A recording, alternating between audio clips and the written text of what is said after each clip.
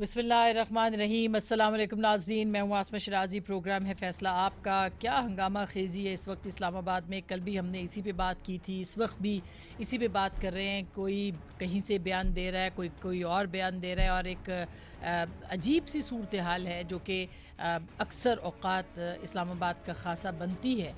सो अब अगर हम आपको देखें, मगर इसमें थोड़ी सी इनफरादियत है इस सिचुएशन के अंदर, क्योंकि आज कल प्राइम मिनिस्टर साहब का एक ख़िताब था जिसमें कि उन्होंने कहा कि पैसे जो है वो बांटे जा रहे हैं और सिंध हाउस में बोरियां जो हैं वो पैसों की वो भरी हुई पड़ी हैं, और उनके जो एमपीज़ हैं उनको भी वहाँ पे हॉस्टेज किया गया है। हुकूमत की तरफ से ये बयानात आए, और उसके बाद आज सुबह दोपहर में हमने कोशिश की कि हम वहाँ पे जाएं और सिचुएशन को देखने का जो जायज़ा लेने की कोशिश करें, और हमारी खुशकिस्मती कि हमें वहाँ पे इजाज़त भी मिल गई। बहुत सारे और सीनियर सहाफ़ियों को भी बाद में मिली, और हम वहाँ पे गए भी तो देखा कि वहाँ पे सूरत हाल क्या है। मुख्तलिफ़ लोगों से भी बात की तो ये बात दुरुस्त है कि वहाँ पे पाकिस्तान तहरीक-ए-इंसाफ़ के अरकान असम्बली मौजूद हैं, लेकिन जो उन्होंने वहाँ पे हमसे गुफ्तगू की और जो हमने इन्वायरमेंट देखा, उसमें ना सिर्फ वहाँ पे अरकान असम्बली पाकिस्तान तहरीक-ए-इंसाफ़ के, बल्कि पाकिस्तान पीपल्स पार्टी के जो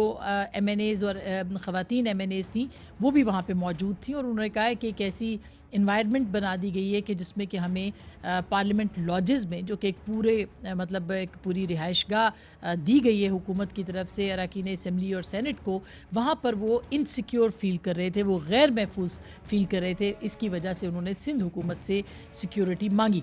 बहरहाल इस मौके के ऊपर मुख्तलिफ़ लोगों से वहाँ पे बात हुई, और तकरीबन 10 के करीब MNAs जो हैं वो हमें वहाँ पे नज़र आते हैं, जो कि हुकूमती अरकान असम्बली हैं, और वहाँ पर वो मौजूद पाए जाते हैं। ये अरकान असम्बली जो थे उन्होंने खुल के अपनी बात भी की, और अगर हम ये कहें कि हुकूमत की तरफ से उनको कुछ ख़तरात भी लाहक थे तो ये बेजा नहीं होगा। और ये इनके आने के बाद आप देख सकते हैं कि अब हम अगर ये कहें कि ये 10 अरकान अपनी हुकूमत पे ही एतमाद करने को तैयार नहीं हैं, तो ये भी ज़ाहिर है गलत नहीं होगा। और इस वक्त हुकूमत के अपने जो है, अगर हम 176 के हवाले से उनका वोट नंबर देखें तो उनको 10 वोट या तकरीबन इतने ही वोट हैं जो कि उनको बनते हैं।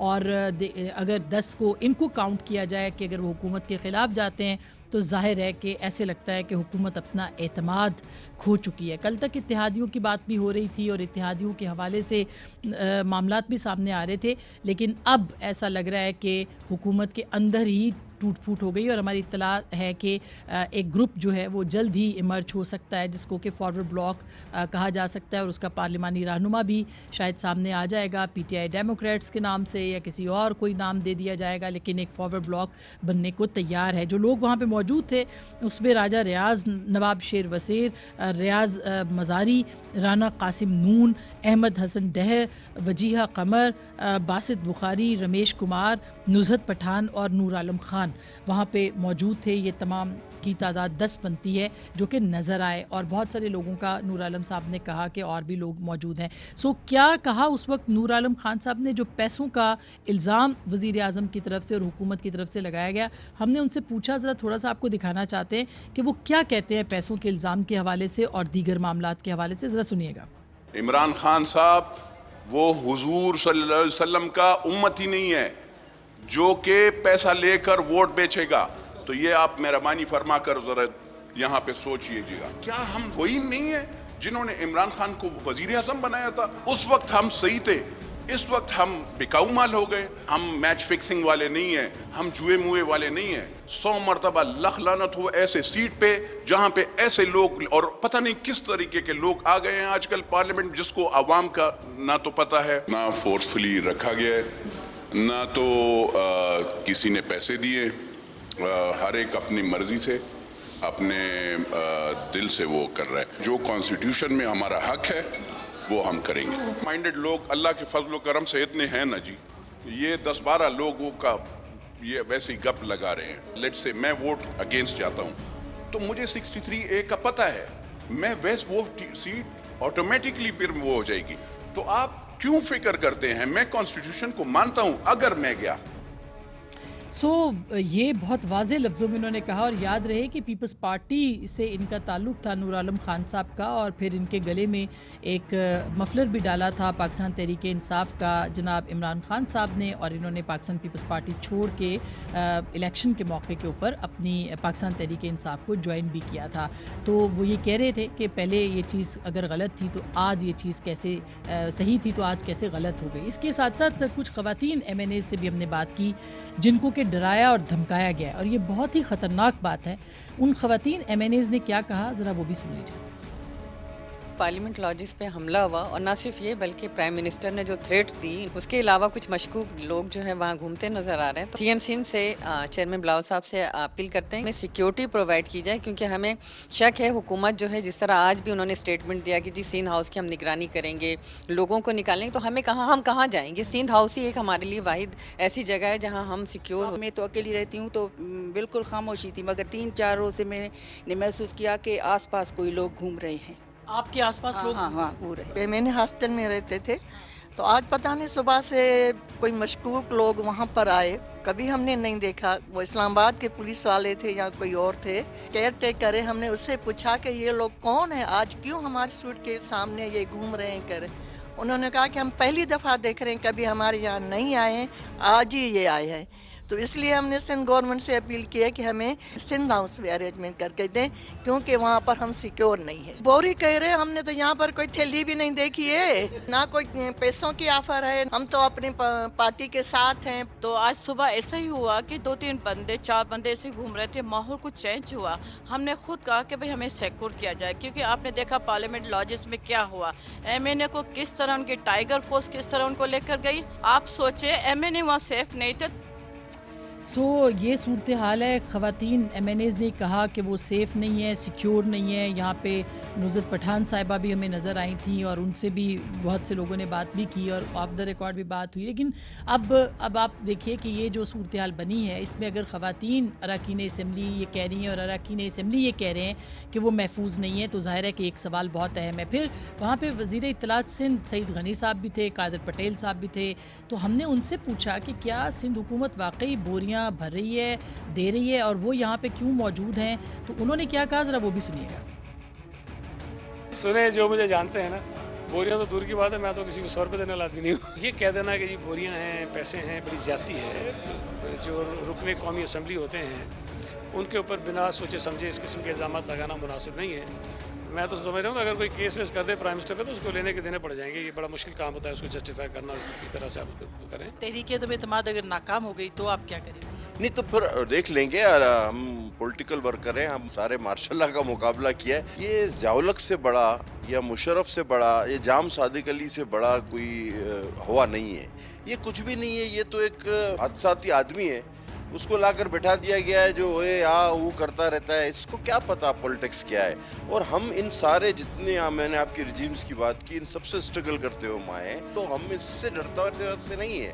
लेकिन हम चाहते हैं कि हम अपना वोट इसके अगेंस्ट कास्ट करें। हम उस दिन तक अपने आज़ादी नहीं खोना चाहते।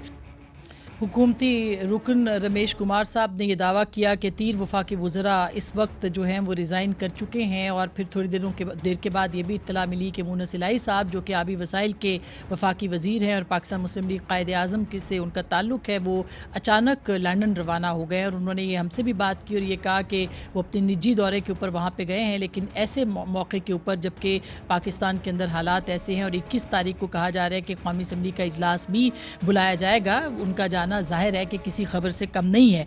इसके ऊपर भी हम ज़रूर बात करेंगे कि होगा क्या और क्या नहीं हो सकता। लेकिन सबसे अहम डेवलपमेंट जो कि वफाकी वज़रा ने अब से थोड़ी देर पहले प्रेस कॉन्फ्रेंस की और उन्होंने ये कहा, बहुत सारा लबो लहजा भी इस्तेमाल किया। फवाद चौधरी साहब ने कहा कि इनके हल्के के लोग जो हैं वो एहतजाज करें लेकिन कानून को हाथ में ना लें। तो वाज़े लफ्ज़ों में उन्होंने इन अराकीन को जो कि मुनहरिफ हैं उनको धमकाने की भी कोशिश की और इसके साथ साथ ये भी उन्होंने कहा कि अब अगर किसी में शर्म है तो वो इस्तीफ़ा दे दे और वोट लेके आए। इमरान खान साहब के नाम के ऊपर उन्होंने वोट लिए और वो वोट लेके वापस आए।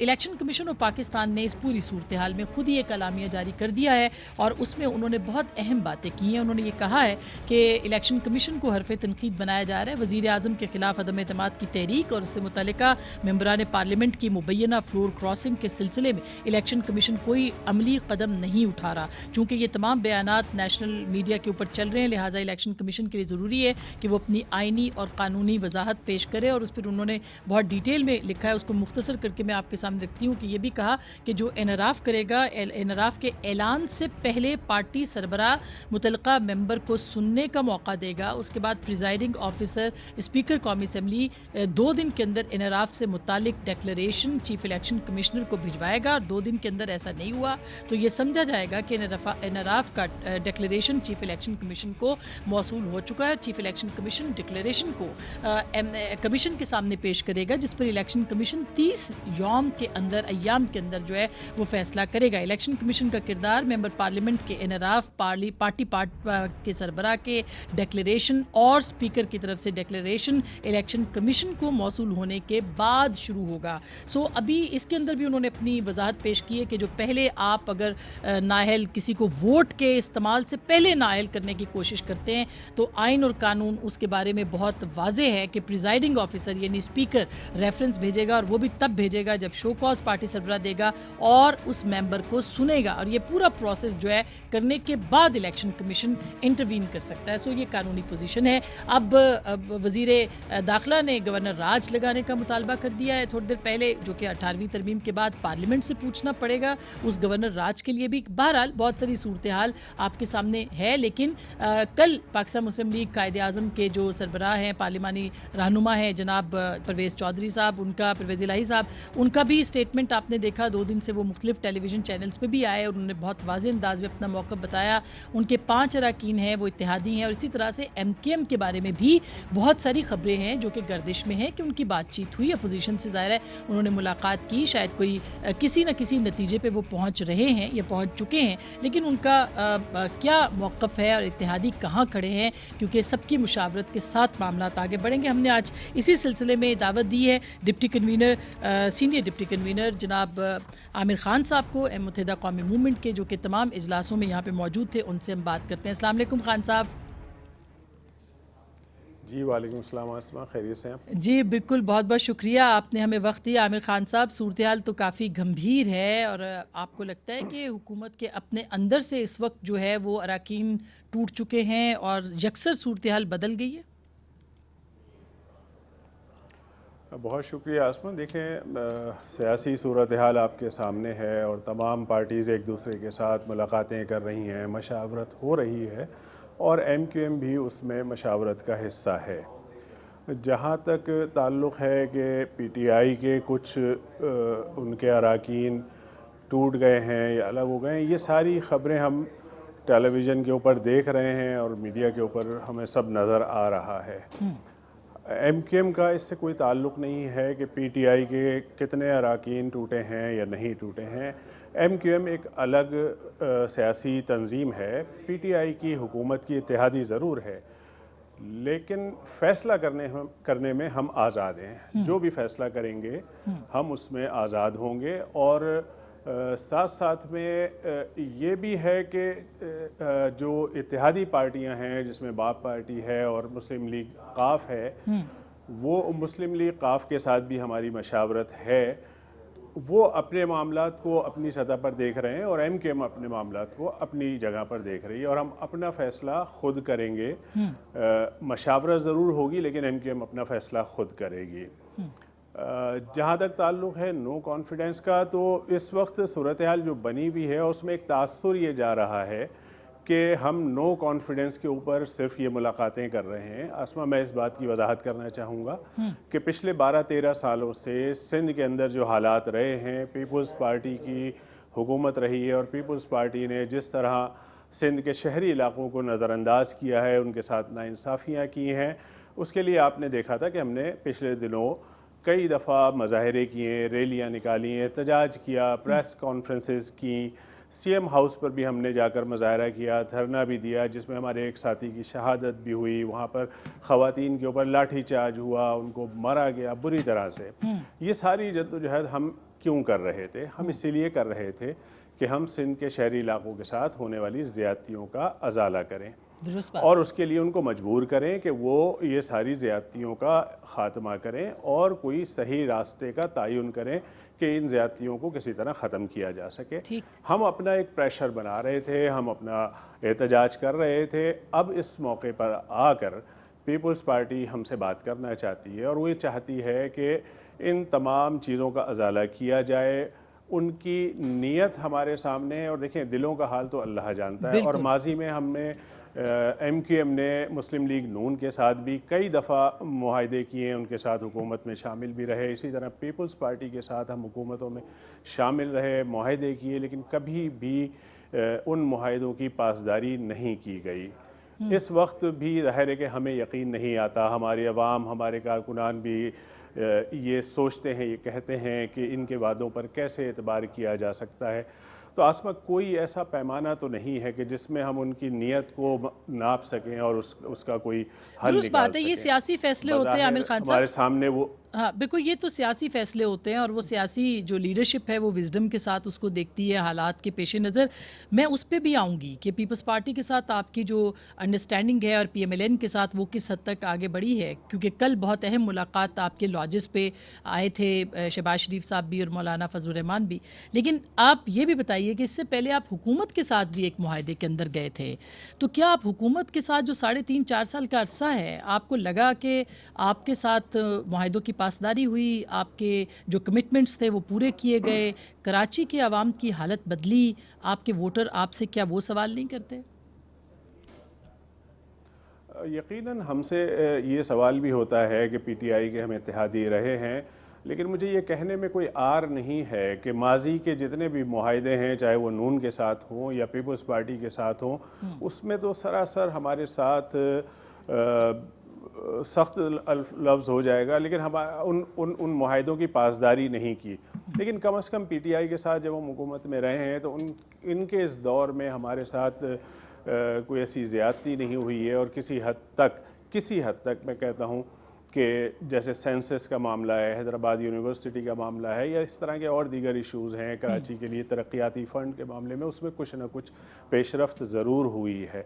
तो हमारे खुदा न खास्ता कोई PTI से कोई ऐसे इख्तलाफात या कोई ऐसी नाराज़गियाँ नहीं हैं, लेकिन मौजूदा सियासी सूरत हाल में MQM इर्रेलेवेंट भी नहीं रह सकती। हमें अपने मुस्तक़बिल के बारे में सोचना होगा, अपने लोगों के मसाइल का हल तलाश करना होगा। वो जिस कर्ब और अज़ियत से गुज़र रहे हैं, जो हमारे वोटर्स हैं, जो हमारे अवाम हैं, जो इस शहर की तबाही है, उसके हल की तरफ आगे बढ़ना होगा। इसीलिए हमने मुस्लिम लीग नून से भी बातचीत की है, वो भी आए हैं हमारे पास और उन्होंने भी हमारी बातों से इत्तफाक किया है। और अफसोस ये रहा है कि माजी में किसी भी हुकूमत ने जो कराची इस वक्त के ऐसी तबाही के दहाने पे खड़ा हुआ है, उसके ऊपर किसी ने तवज्जो दी हो। एक माशी हब जो पूरे मुल्क को चला रहा है, जो पूरे मुल्क की तरक्की में अपना किरदार अदा कर रहा है, जिस तरह भी ये जैसा भी मुल्क चल रहा है, उसमें कराची का एक बहुत बड़ा रोल है और वो रेवेन्यू में उनका एक बहुत बड़ा हिस्सा जाता है। और जवाब में कराची हो या हैदराबाद हो या मीरपुर खास, इनको कुछ भी नहीं मिलता। अल्लाह करे जो बातें आज ये लोग कर रहे हैं उसके ऊपर नेक नियती से, आपको लगता है कि आप हुकूमत से मुतमईन हैं खान साहब, कि वो कराची में बेहतरी लाएंगे? आपको लगता है कि आप हुकूमत से मुतमईन हैं? तो अगर ऐसा है तो फिर आप क्यों अपोजिशन से क्यों बात कर रहे हैं? देखें, बात मुतमईन होने की या ना होने की नहीं है। पूरी दुनिया में एक माशी क्राइसिस आया हुआ है और उसका शिकार पाकिस्तान भी है। कोई नई आने वाली हुकूमत, मुझे नहीं यकीन आता कि कोई फौरी तौर पर कोई बहुत बड़ा कोई कारनामा अंजाम दे देगी या कोई ऐसा इनकलाब ले आएगी कि जिससे मसाइल हल हो जाएं। इन मसाइल से निकलना तमाम सियासी जमातों का आपस में मिलकर बैठना और कोई हल तलाश करना, उसी सूरत में निकल सकता है। कोई PTI की हुकूमत बहरहाल मतलब कहीं ना कहीं कोताही ज़रूर हुई है, इल्ज़ाम तराशियाँ जारी हैं एक दूसरे के ऊपर, बहुत ही भयानक किस्म के और बहुत ही खौफनाक किस्म के इल्ज़ामात लग रहे हैं। बदकिस्मती है इस पूरे हमारे सियासी जमातों की और हमारा पूरा माशरती जो निज़ाम है उसकी बड़ी बदकिस्मती है कि हम सब जो है वो कौमों में, ग्रोहों में, लसानियत की बुनियाद पर, फ़िरक़े की बुनियाद पर, मजहबी बुनियाद पर, सियासी पार्टियों की बुनियाद पर इतना ज़्यादा इन्हितात का शिकार हैं और तकसीम दर तकसीम होते चले जा रहे हैं, बजाय इसके कि एक पूरी पाकिस्तानी कौम बनकर हम सामने खड़े हों। लेकिन ये बहुत बड़ी बदकिस्मती है। अच्छा। इस वक्त भी एक हेजानी कैफियत है, सब लोग अपने अपने तरह तरह के तबसरे कर रहे हैं। मैं ये समझता हूँ कि अपनी गुफ्तगू के अंदर ऐसे अल्फाज ना लाए जाएँ कि जिससे कल को एक दूसरे के सामने भी हम ना बैठ सकें। हम सबको अखलाकियात का दामन हाथ से नहीं छोड़ना चाहिए। बहुत सख्त ज़बान इस्तेमाल हो रही है दोनों तरफ से, चाहे हुकूमत की तरफ से हो चाहे अपोजिशन की तरफ से हो, दोनों तरफ से हो रही है। इसमें एहतियात की ज़रूरत है। और फिर जहाँ तक ताल्लुक़ है इस आगे की सियासी सूरत हाल में, तो आसमा हम जो भी फ़ैसला करेंगे, ज़ाहिर है कि हमने सबसे मुलाकातें की हैं, सबसे बातचीत हुई है और अभी उसका हमारे पास एक वक्त है कि हमें अपनी पूरी राब्ता कमेटी के साथ इसके ऊपर डिस्कशन करना है। उसके बाद कारकुनान का इजलास बुलाकर उनसे भी एक राय मशवरा करना है। ये कोई 2020 मैच नहीं है तो आसमा, ये पूरे कौम का मुस्तकबिल का बिल्कुल सही दारोमदार बात है, बिल्कुल सही बात है। लेकिन आपको लगता है कि और हम अपनी देर विकेट हो रही बचा है? के हम हाँ, और एक मुबहम मैं नहीं सी समझता सिचुएशन आपका है। कोई देर हो रही है। एमक्यूएम बड़ी क्लैरिटी के साथ हल्के हल्के आगे बढ़ रही है और हम कोई भी ऐसा जज्बाती फैसला नहीं करेंगे कि जिसमें हमें आगे अपनी कौम का, अपने लोगों का, अपने वोटर्स का और हमदर्दों का मुस्तकबिल ब्राइट नज़र ना आता हो। हम उसकी यकीन दहानी के साथ ही आगे बढ़ेंगे, चाहे हम हुकूमत के साथ हों चाहे हम अपोजिशन का साथ दें। अभी ऐसा कोई फैसला नहीं हुआ है। यानी अभी जब तक भी फैसला होगा कल तो हमारे सामने अपने लोगों का कल शहबाज शरीफ साहब से आपकी मुलाकात में कौमी हुकूमत के हवाले से भी कोई बात नहीं हुई, और अगर हुई है तो क्या हुई है? देखें, हमारे साथ जो उनकी गुफ्तगू रही है उसमें हमने उनको एक पॉइंट्स बना के दिए, तहरीर दी है जिस पर उन्होंने रज़ामंदी ज़ाहिर की है। अब उसको एक बाकायदा मुआहदे की शक्ल, और ये मुआहदे या जो भी एग्रीमेंट होने हैं इसका नो कॉन्फिडेंस से कोई ताल्लुक़ नहीं है। ये फ्यूचर के हवाले से हम उनसे बातचीत कर रहे हैं कि आगे अगर कोई भी हुकूमत आए, इमरान खान साहब की रहे या जो इस वक्त जो पोजीशन है ऐसी रहे, उसके बावजूद हमें आपस में एक दूसरे के साथ मिलकर ताउन करते हुए आगे बढ़ना चाहिए। और आगे अगर मुस्तक़बिल में मुस्लिम लीग की या मुख्तलिफ सियासी जमातें मिल के कोई हुकूमत बनाती हैं तो उसमें कराची की तरक्यात को, कराची के मसाइल को अपने सामने रखते हुए आगे चलने के ऊपर बात हो रही है। और यही पीपल्स पार्टी के साथ बात हो रही है कि आगे अगर चलना है तो कैसे चलना है? अच्छा खान साहब, मुझे एक छोटी सी ब्रेक लेनी है। ब्रेक के बाद लसानियत, बिल्कुल ये इस पे बिल्कुल बात करेंगे। एक छोटी सी ब्रेक लेनी है। ब्रेक के बाद ज़रूर ये पूछेंगे कि अगर इंगेजमेंट है, लॉन्ग टर्म इंगेजमेंट है पीपल्स पार्टी के साथ या अपोजिशन के साथ, तो वो किस बुनियाद के ऊपर है? क्या गवर्नरशिप जो है वो सिंध की वो एमकेएम के पास जाएगी कि नहीं जाएगी, और क्या वजारतों में भी जाएंगे कि नहीं जाएंगे, और क्या हुकूमत के साथ रहने की सूरत में सिचुएशन क्या हो सकती है? 7 अरकान एमकेएम के हैं, और ये याद रहे कि पाकिस्तान मुस्लिम लीग कायदे आज़म के सिर्फ 5 अरकान हैं, तो एमकेएम का वज़न ज़रा ज़्यादा है। तो इस पर हम ज़रूर कुछ वाज़े तौर पे जो मौक़िफ़ है उस तक पहुँचने की कोशिश करेंगे, लेकिन प्रोग्राम के अगले हिस्से में आप हमारे साथ रहिएगा।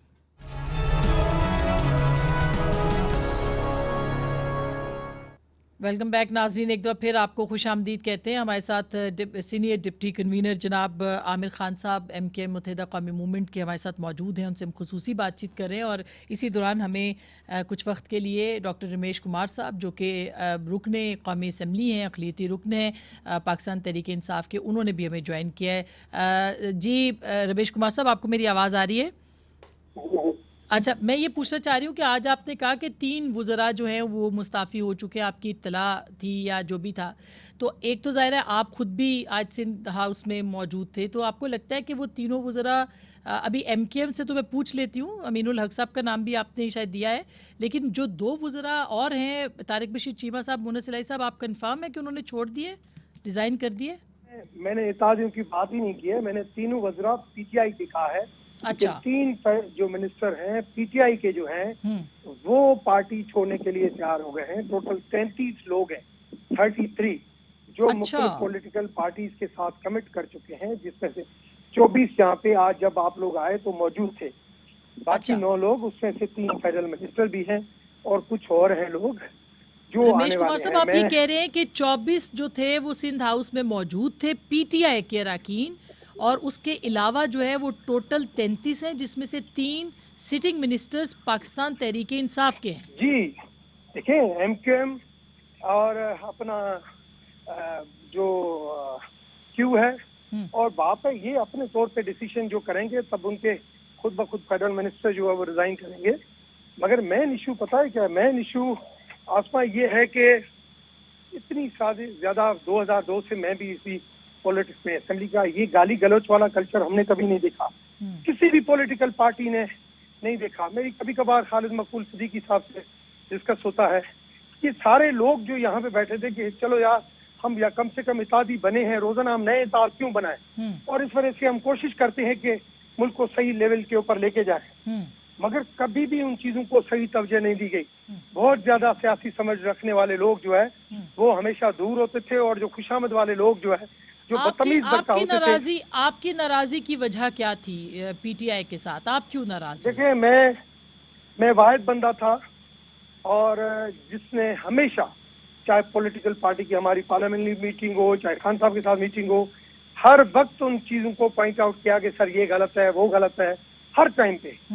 मगर खान साहब ने उन चीजों को नजरअंदाज किया और हमेशा खुशामद के टोले की जो है वो बात सुनी कि ये इस वक्त पाकिस्तान को हम इस लेवल के ऊपर लेके आए हैं कि हम फॉरेन फ्रंट के ऊपर तो हम अकेले हो गए, मुल्क को भी इकोनॉमिकली बहुत पीछे धकेल दिया। बार बार ये कहा जाता था कि मुल्क 30,000 अरब रुपए का कर्जी है, आज बताएं कितने अरबों रुपए का कर्जी है। अच्छा, जब नून ठीक लीग है की रमेश हुकूमत कुमार मैंने साहब, छोड़ी थी तब जो। लेकिन ये मुझे बताइए कि क्या आपको लगता है कि हुकूमत अपना एतमाद खो चुकी है और कोई फॉरवर्ड ब्लॉक फॉर्मली बन जाएगा पीटीआई के अंदर?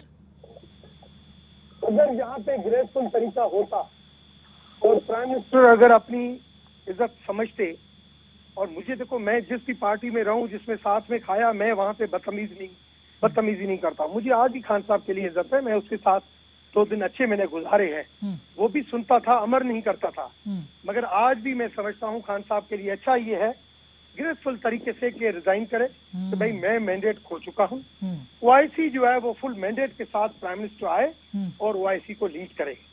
अगर ओआईसी को अगर इस वक्त खान साहब लीड करेगा तो वो, मैं नहीं समझता हूँ कि हमारा वो वेट जो है वो जाएगा इंटरनेशनल कम्युनिटी के पास। ठीक, इंटरनेशनल कम्युनिटी को पता है कि ये जो है वो इस वक्त लीड खत्म हो चुकी है। आपको किसी हुकूमती रुख ने अप्रोच किया है, आपसे बातचीत करने की कोशिश की है, आपको मनाने की कोशिश की? देखिए, मेरी रोजाना बातचीत होती है, मेरी आज भी मुलाकातें हुई है, बातचीत हुई है। मुझे उस चीज, मैं सिर्फ ये कहता हूँ कि एज ए पेट्रियट पाकिस्तानी सोचें कि पाकिस्तान के लिए बेहतर क्या है। ठीक, वो पाकिस्तान के लिए बेहतरी का डिसीजन करें। इस वक्त पाकिस्तान को बहुत सियासी समझ रखने वाले पॉलिटिशियन की जरूरत है। इस वक्त पाकिस्तान को अच्छे एडमिनिस्ट्रेटर की जरूरत है। इस वक्त पाकिस्तान को एक कंसोर्शियम की जरूरत है। इस वक्त गाली गलौच नहीं चलेगी, जिसके ऊपर रोजाना शाम को आके और गाली गलौच दें, क्या क्या अल्फाज इस्तेमाल करते हैं। हमारे घर वालों ने तो, अवाम ने तो टीवी देखना छोड़ दिया है। मुझे तो समझ में नहीं आता कि जो लोग एक मर्तबा गाली दे दूसरे दिन एंकर उसको बुलाता क्यों है। सही। अच्छा डॉक्टर साहब, बहुत बहुत शुक्रिया, आपसे तफसीली बात भी होगी इंशाल्लाह। और आपने आमिर खान साहब उनकी गुफ्तगू सुनी कि जो गालम गलोच इस वक्त हो रही है, रमेश कुमार साहब हों या दीगर अरकान, जिस तरह फवाद चौधरी साहब का भी लहजा आपने सुना, तो आपको क्या लग रहा है सर, अगर 33 के करीब अरकान इस वक्त नहीं है, फॉरवर्ड ब्लॉक बनाने के चक्कर में है, तो हुकूमत, क्या वज़ीर आज़म को मुस्ताफ़ी नहीं हो जाना चाहिए जो रमेश कुमार साहब कह रहे हैं? देखें आसमा, ये तो पीटीआई को खुद अपने दरमियान में देखना होगा कि कितने लोग उनके साथ खड़े हैं और कितने लोग उनसे दूर हो गए हैं। इस बारे में एमक्यूएम तो नहीं कुछ कह सकती, ये उनका अपना फ़ैसला होगा। और अगर वाक़ईतन ऐसी सूरत हाल है तो फिर इमरान खान साहब को ज़रूर सोचना चाहिए कि कोई इसका बेहतर रास्ता, कोई बेहतर तरीक़ा निकाला जाए। ये जितनी पूरे मुल्क के अंदर एक हिजानी कैफियत हुई हुई है और एक दूसरे के ऊपर जिस तरह से ज़बानी हमले हो रहे हैं, ये किसी तौर से भी मुनासिब नहीं है। दो तरफ़ा है आसमा, में किसी एक को नहीं कसूरवार ठहराऊँगा इसमें, चाहे हुकूमत हो चाहे अपोजिशन हो, दोनों तरफ से एक दूसरे के ऊपर जिस तरह से जो ज़बान इस्तेमाल हो रही है वो शायद हमें ज़ेब नहीं देती। हम सब पढ़े लिखे लोग हैं और पार्लियामेंट के अंदर बैठ के या मीडिया के ऊपर आकर इस तरह की ज़बान इस्तेमाल करें तो इसका इसका क्या हम आवाम को और अपने नौजवानों को, अपने लोगों को क्या मैसेज दे अच्छा रहे हैं? ये खान साहब, बदकिस्मती है मगर पूरे देखिए अभी माशरे थोड़ी देर की पहले आपने कि सुना कि ज़ाहिर है हुकूमत इस वक्त जिस सूरत हाल में है, आपको लगता है कोई एक्सीडेंट हो सकता है, और अगर नहीं तो गवर्नर राज की सिंध में बात कर रहे हैं। आपको लगता है कि गवर्नर राज इस सूरत हाल में, जबकि कोई इमरजेंसी वाली सिचुएशन नहीं है, वो लगाना बनता है? क्यों वज़ीर दाखिला इस तरह के स्टेटमेंट्स दे रहे हैं? देखिए मैं वज़ीर दाखिला साहब के बयानात पर तो कोई तबसरा नहीं करता, लेकिन मैं ये समझता हूँ कि इस वक्त बहुत अपने जज्बात को काबू में रखने की ज़रूरत है। ये इस तरह के जज्बाती बयानात और ये अल्फाज इस्तेमाल करना ये किसी हाल में भी जो है वो मुल्क और कौम का इसमें मफाद नहीं है। और ये गवर्नर राज, इसकी कोई वजह होनी चाहिए, इसका एक तरीक़ाकार आइन के अंदर वज़ा किया हुआ है। उससे हट कर कोई भी ऐसा फ़ैसला होगा तो उससे ना सिर्फ ये कि पूरे वफाक को, बल्कि सूबों को, पूरे मुल्क को इसका नुकसान होगा। और हम MQM की सतह पर तो मैं ये कह सकता हूँ कि हम ऐसे किसी फ़ैसले के हक़ में नहीं होंगे, और इसको हम समझते हैं कि बिल्कुल गैर जमहूरी, गैर आइनी और गैर सियासी फ़ैसला होगा अगर इस तरह का कोई फ़ैसला किया गया। ये नामुनासिब है। कोशिश ये करनी चाहिए कि जो सियासी कशमकश और ये जो लड़ाई जारी है, इसको किसी तरह से भी ठंडा किया जाए, और जो कॉन्स्टिट्यूशन के अंदर जो एक तरीक़ाकार नो कॉन्फिडेंस का है, उस नो कॉन्फिडेंस के तरीक़ाकार के ऊपर अमल दरामद हो। अगर खान साहब के साथ उनके लोग हैं तो खान साहब को यकीनन रहना चाहिए, और अगर उनके अपने दरमियान से लोग उनका साथ छोड़ गए हैं तो फिर यकीनन फिर अपोजिशन की जो मूव है वो कामयाब होगी। दोनों सूरतों में कोई एक तरीका ऐसा भी और निकल इत्तेहादी सकता क्या है, जिस करेंगे तरह सर? अमीर जैसे रमेश कह रहे थे। परवेज़ इलाही साहब ने तो बहुत अपने गुस्से का इजहार किया, लेकिन इत्तेहादी कहाँ खड़े होंगे? यानी अगर आप ये समझते हैं कि प्राइम मिनिस्टर को अगर वो लूज़ कर गए अपनी मेजॉरिटी तो चले जाएं, इत्तेहादी कहाँ खड़े हो सकते हैं? क्या आप लोग भी छोड़ सकते हैं? देखें आसमा, हम इत्तेहादी हैं और MQM अपना ख़ुद फ़ैसला करने का हक़ रखती है। हम किसी के साथ किसी के पाबंद नहीं हैं। चौधरी साहिबान के जो बयानात हैं, मैं ज़ाहिर है कि उस पर भी कोई बात नहीं कहना चाहता। और हम जिस लेवल पे बात कर रहे हैं आसमा, हम खालिसतन इशूज़ पे बात कर रहे हैं। हमारी कतन 3 दफ़ा आपसे कह रहा हूँ कि हमारी कोई ऐसी डिमांड नहीं है जिसमें हम वजारतें मांग रहे हों या कोई ज़ाती फ़ायदे मांग रहे हों। गवर्नरशिप पे भी बात नहीं हुई PMLN के साथ करेंगे, सिंध की गवर्नरशिप दे दी जाए या वो? आसमा, हम ये नहीं कहते कि आप ये 72 से एक गैर तहरीरी एक मुआहदा रहा है कि सिंध के अंदर अगर वज़ीर आला सिंध से हो तो गवर्नर जो है वो शहरी सिंध से उसका ताल्लुक़ हो। IG अगर दही सिंध से हो तो DIG शहरी सिंध से हो। अगर चीफ सेक्रेटरी शहरी सिंध से हो तो कमिश्नर जो है वहाँ से हो सकता है। ये एक गैर तहरीरी मुआहदा रहा है 1972 में। हम ये नहीं कहते कि आप MQM को कोई चीज़ दे दें। हाँ, ये ज़रूर होना चाहिए कि अगर वज़ीर आला सिंध से, अंदरून सिंध से ताल्लुक़ रखता हो तो शहरी सिंध से गवर्नर होना चाहिए। ये हमारी डिमांड नहीं है, ना हम कोई वजारतें मांग रहे हैं, ना हम कोई मफादात मांग रहे हैं। हम शहर की बेहतरी चाहते हैं। यहाँ के लोगों के साथ जो नाइंसाफ़ियाँ हुई हैं, और आप समझते हैं कि पीपल्स पार्टी के साथ आपकी हम कोई कोटा अंडरस्टैंडिंग? सिस्टम में जो नौकरियाँ हमसे छीन ली गई हैं, हम वो नौकरियाँ चाहते हैं। हम चाहते हैं कि यहाँ पर तालीम के मैदान में यहाँ पर यूनिवर्सिटीज़ बने, हैदराबाद में यूनिवर्सिटीज़ बने, यहाँ की सड़कें बेहतर हों, यहाँ के लोगों को नौकरियाँ मिलें, यहाँ के लोगों के मसाइल हल हों, और हमें एहसास शराकत दी जाए। अच्छा। हम भी इस शहर का हिस्सा हैं, हम भी इस पाकिस्तान का हिस्सा हैं। लेकिन ये तो ज़ाहिर है कि सिंध में तो पीपल्स पार्टी जिनके साथ आपकी बात भी हुई, तो क्या आपकी कोई अंडरस्टैंडिंग इस हद तक आ गई है कि आपके मुतालबात पूरे हो जाएं, जो कि हमने सुना भी और अलामिया भी आया, तो आप समझते हैं कि पीपल्स पार्टी के साथ आगे बढ़ा जा सकता है? देखिए, बातचीत अभी जारी है, और ज़ाहिर है कि मैं फिर दोहराऊंगा कि दिलों का हाल अल्लाह जानता है, और माजी में हमने बहुत बुरा सबक हासिल किया है और हमें बड़े ख़दशात हैं, लेकिन कोशिश करते हैं कि अगर वो गिविंग हैंड पर वो हैं, उनको देना है, उनको बेहतरी लानी है। बल्दियाती जो कानून है उसके अंदर बाइख्तियार लोकल बॉडीज़ को करना, ये सब जो है पीपल्स पार्टी के हाथ में है, उनकी अक्सरियत है, उनको करना है।